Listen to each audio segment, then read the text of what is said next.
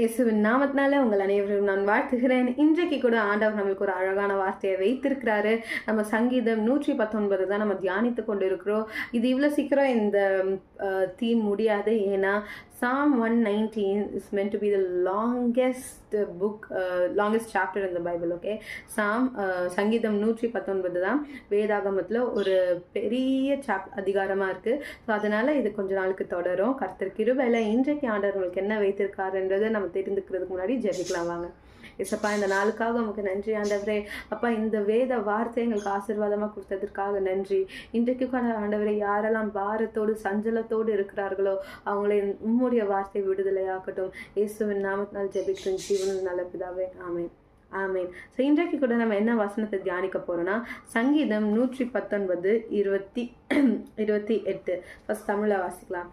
சஞ்சலத்தால் என் ஆத்துமா கரைந்து போகிறது, உமது வசனத்தின்படி என்னை எடுத்து நிறுத்தும். இங்கிலீஷில் Psalm 119 verse 28. My soul melts from heaviness, strengthen me according to your word.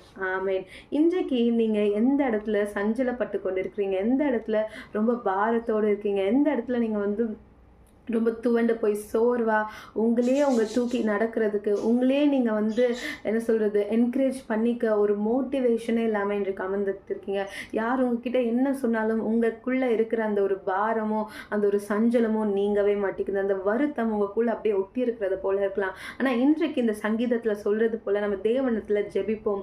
உமது வசனத்தின்படி என்னை எடுத்து நிறுத்தும். Strengthen me according to your வேர்ட்னு வேதம் என்ன காரியங்களாம் சொல்லுதுங்க. நம்மளை பயப்படாதுன்னு சொல்லுது.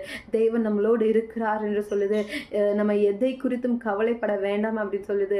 வருத்தப்பட்டு பாரம் சுமக்கிறவர்கள் என்னிடத்தில் வாருங்கள், நான் உங்களுக்கு இளைப்பாறுதல் தருவேன் அப்படின்னு கர்த்தர் சொல்கிறாரு. அதுதாங்க இன்றைக்கு அந்த வசனத்தின்படி நம்ம நம்மளை தேவன் இன்றைக்கு ஸ்ட்ரென்தன் பண்ண போகிறார், நம்மளை எடுத்து நிறுத்த போகிறார், நம்மளை தேற்ற போகிறார், ஆற்ற போகிறார், நமக்குள்ள உற்சாகத்தை கொடுக்க போகிறாரு. எந்த இடத்துல துவண்டு போயிருக்கிறீங்க, நான் உங்களுக்கு ஜெபிக்க விரும்புகிறாங்க. அது ஃபினான்ஷியல் ஸ்டேட் இடத்துல இருக்கலாம், இல்லைனா மென்டல் ஸ்டேட்டாக இருக்கலாம், ஒரு மன ரீதியாக இருக்கலாம், இல்லைனா ஃபிசிக்கலாக நீங்கள் ரொம்ப துவண்டு போயிருக்கலாம், சரீர ரீதியாக நீங்கள் துவண்டு போயிருக்கலாம்.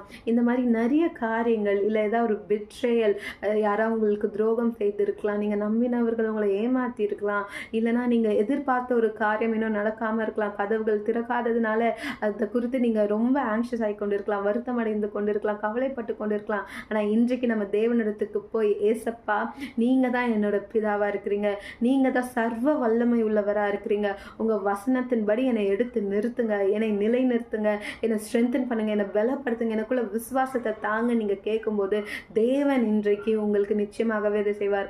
தேவன் நம்மளோட பிதாவாக இருக்காருங்க. நம்ம எல்லாருமே அவரோட பிள்ளையாக இருக்கிறோம், நம்ம அவரோட குழந்தைகளாக இருக்கிறோம், நம்ம அவரோட மகனும் மகள்களாக இருக்கிறோம்ல. ஸோ இன்றைக்கு நம்ம பிதா கிட்ட நம்ம கேட்கும்போது அந்த பிதா நம்மளுக்கு நிச்சயமாகவே அள்ளி கொடுக்கிறவராக இருக்கிறாரு. இன்றைக்கு நம்ம அப்படி என்ன கேட்க போறோன்னா, எனக்கு சமாதானத்தை தாங்க, எனக்கு இந்த பாரத்தெல்லாம் எடுத்து எனக்கு ஒரு இளைப்பாறுதலை தாங்கன்றது தான் நம்ம இன்னைக்கு கேட்க போறோம். வாங்க இப்போதான் ஜெபிக்கலாம். ஏசப்பா, இந்த நாளுக்காக நன்றி கர்த்தாவே. அப்பா, எங்களோட அப்பா கூக்குரலை கேட்கிற தேவனே, எங்களோட அழுகை அறிந்திருக்கிற தேவனே, அப்பா இன்றைக்கும் எங்களோட பாரத்திலேருந்து எங்களுக்கு ஒரு விடுதலையை கொடுக்க போகிறதுக்காக நன்றி ராஜா. எஸ்அப்பா, இப்பொழுது கூட பார்க்கிறவர்கள் ஆண்டவரே எந்த இடத்துல சோர்ந்து இருக்கிறார்களோ, அப்பா இது எப்போ மாறும் என்று யோசித்து கொண்டு இருப்பாங்க, சிந்தித்து கொண்டு இருப்பாங்க. அவர்களுக்கு இன்றைக்கு ஆண்டவரே நீர் ஒரு விடுதலையை கட்டளை இடுங்க கர்த்தாவே.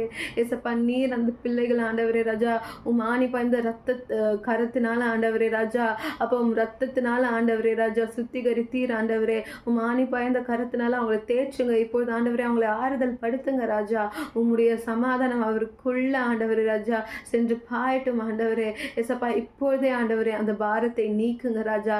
அந்த அப்பா பாரத்தை கொண்டு வர மாம்சத்தின் கிரியையோ சத்ருவின் கிரியையோ ஏதோ ஒன்று ஆண்டவரே, ஆனால் நீர் அது எல்லாத்தையும் காட்டிலும் வல்லமையுடையவர். இன்றைக்கு இப்பொழுதே அந்த அற்புதத்தை செய்து தருவீராக. இயேசுவின் நாமத்தினால் ஜெபிக்கிறேன் ஜீவனில் நல்ல பிதாவே, ஆமென். ஆமேன். God bless you. ஆண்டவர் உங்களை விடுதலையாக்கிட்டாருன்றதை விசுவாசிங்க. நிச்சயமாகவே ஆண்டவர் உங்களை வைத்து பெரிய காரியங்களை செய்கிறது மாத்திரம் இல்லைங்க, சமாதானத்தோடு செய்ய தேவன் உங்களுக்கு உதவி செய்வார். God bless you.